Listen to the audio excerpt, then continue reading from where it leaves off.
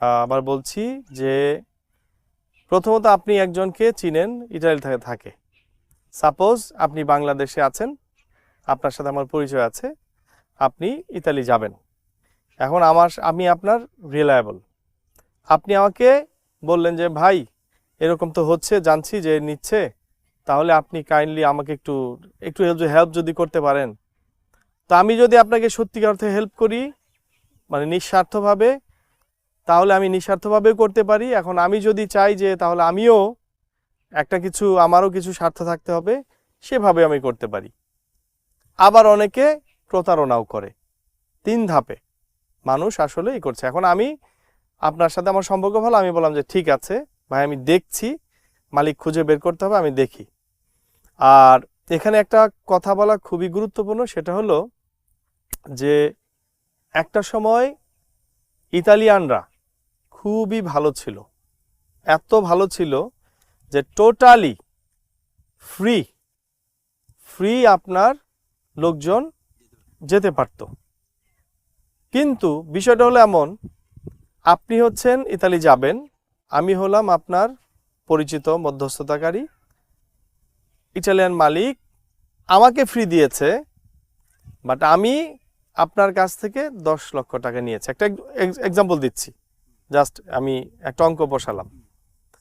তো ও তো আমাকে আসলে ফ্রি অফ কস্টে করে দিল, যে আমার এমপ্লয়ি ভালো, ওরই যখন কেউ আসবে, আমি বললাম যে আমার ভাই আসবে বা আমার ভাগ্নে আসবে, তো ও তো আমাকে হেল্প করার জন্য ফ্রি করে দিল, সব কিছুই ফ্রি করে দিল, এবং এমনকি আমার যত ট্যাক্স সেটাও পে করে দিয়েছে, যে আচ্ছা ঠিক আছে, আমি যদি হেল্প করি ভালোভাবেই করি।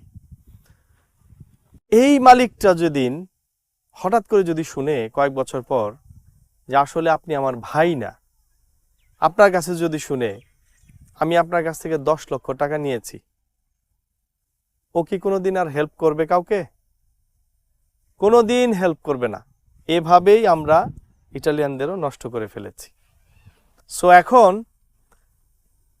একেবারেই এটা সবার কাছেই টোটালি মানে জানা, যে সবাই জানে যে আমরা কি করি।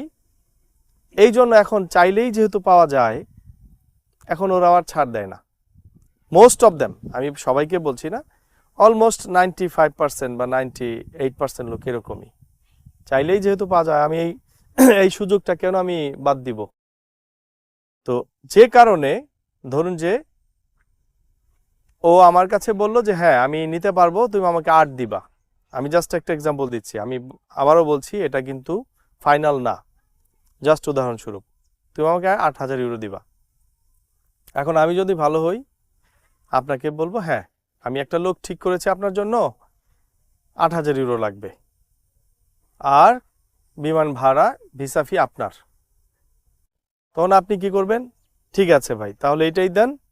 এখন ও আমার কাছে জমা দেওয়ার সময় বলতে পারে আমাকে তুমি 200 বা 300 ইউরো দিও, আমার অ্যাডভোকেট সেট করে তোমার জন্য অ্যাপ্লাই করতে হবে। সেটা আমি পারি না, তারা এক্সপার্ট, তারা করবে।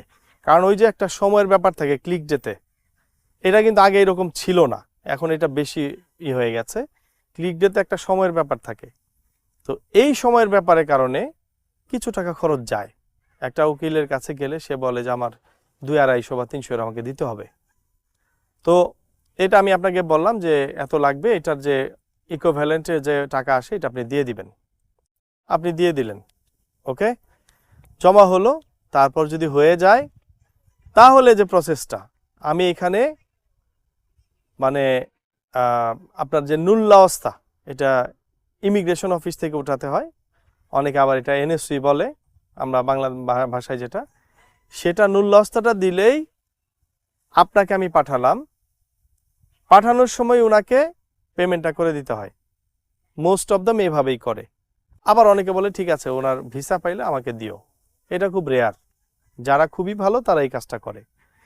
তো এখন আপনাকে পাঠালাম, আপনি দূতাবাসে আবার অ্যাপয়েন্টমেন্ট নিয়ে আপনি জমা করলেন, ওকে।